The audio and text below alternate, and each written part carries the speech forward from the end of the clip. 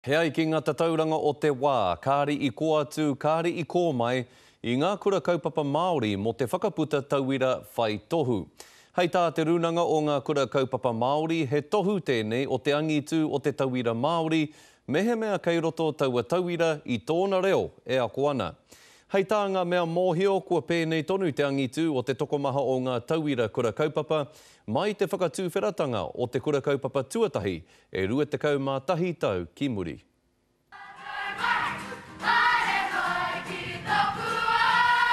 Kua whai kiko te kōrero kei te tino angitu ngā tamariki Māori i ngā kura kaupapa Māori. He tino whakāturanga, mā te whai i te mātauranga mā te reo Māori ka puta te ihu. Kua puta e te hiraraunga hau nā te tāhuhu o te mātauranga e taunaki ana e ngā tamariki Māori kei ngā kura kaupapa Māori. Mō ngā kura kaupapa e toru o rau o ngā tauira kei te wehe i te kura me te kore tohu mātauranga. E iwa te kaumārua o rau o ngā tauira kei te wehe me te tohu mātauranga pai tuatahi. Kua angitu noatu i mua o te kohi ana hea o ngā raraunga, i te mōhio pai mātou ki tērā. Hoena mō te tamariki Māori i te auraki, kei raro tonu e Putuanga.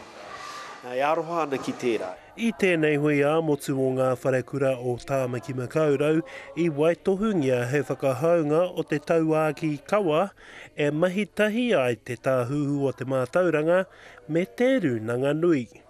E tino whakau ai ngā hua o ngā kura. Ko tēnei te tua torutanga o ngā whakahautanga. Ko tana tikanga e whakamāramana ka pehe te whanaungatanga i Wainganui ngā rōpū e rua. He mahere mahi hei whai. Ko te mea nui, ko te whakatīnanatanga o ngā kupu.